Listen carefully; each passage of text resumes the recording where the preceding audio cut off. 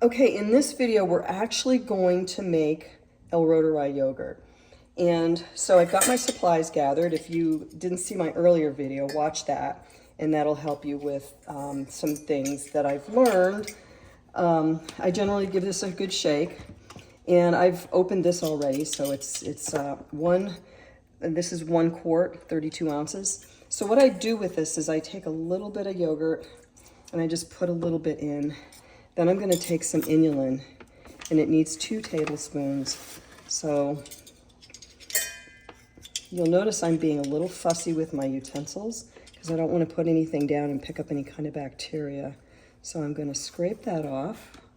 So I've got exactly, no more, no less. And then I'm coming over to the bowl, and I'm just going to gently add this. And I add it in small amounts so it doesn't clump up. I find that by adding powder to a liquid, it's less prone to clumping than the other way around. So I just keep doing this. If you dump it in all at once, it's going to clump, and you can kind of see down in there where it's kind of balling up a little bit. So that's why a whisk is handy to have. So I just add a little bit, and then this is the trickiest part of the whole process. I just add all this in. See, I'm just tapping a little bit in, then I stir it down, tap some in.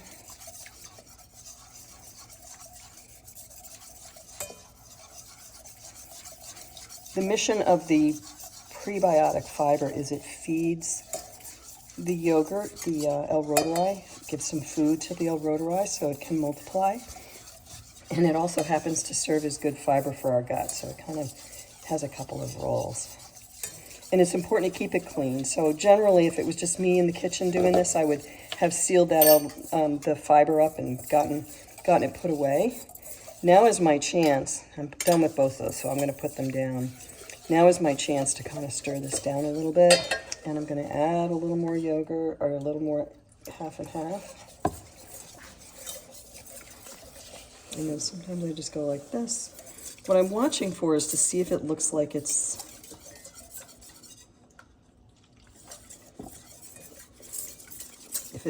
stirring down well and it's not clumpy.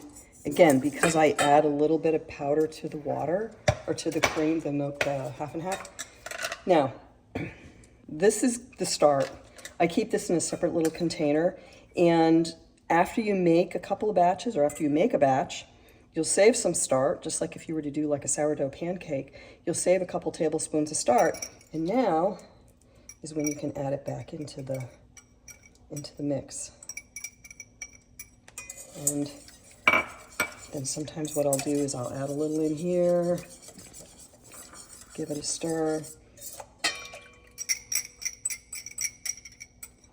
add it back in. And the mission is to get all the stuff stirred down so it's not lumpy. And it's easier to do that when there's less cream in there.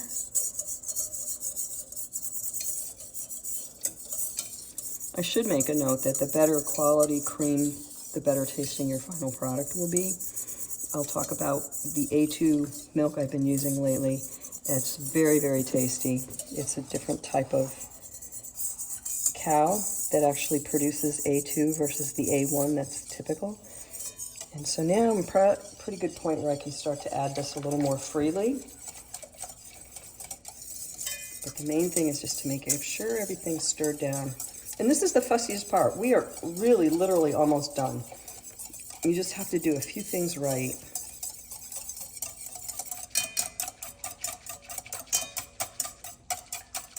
Dr. Davis talks about making sure all the utensils are clean and to not choose utensils that have a lot of seams in them that could harbor bacteria.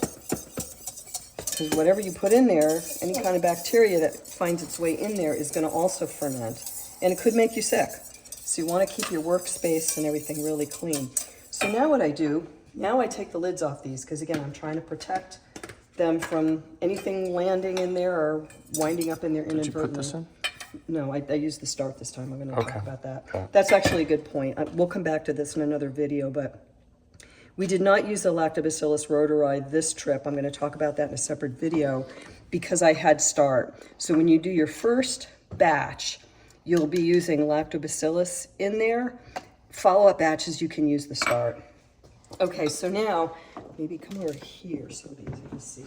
Now what we're gonna do is pour this off into the yogurt bowls, and I kind of go slow because I want to keep them even.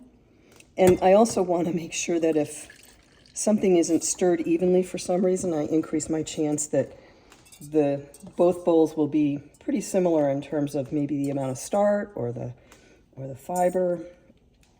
And now this is just about kind of making sure they're even. And so you can kind of check your work at this point, and you can see I don't have a lot of big clumps in there, so pretty good sign that we got that mixed in pretty good.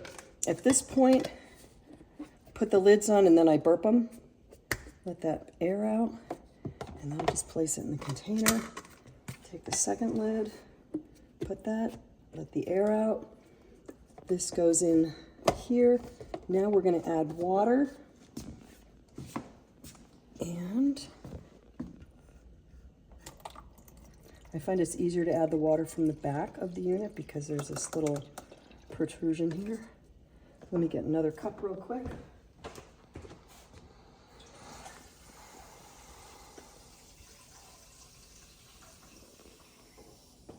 So the name of the game with the water, I find it usually takes about 3 cups.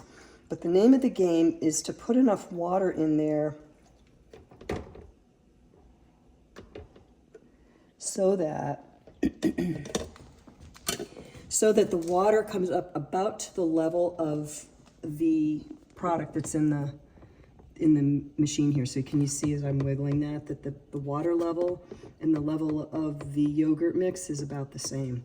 So I put this on there as a reminder so I don't forget. Now it's time to start. So we're going to go over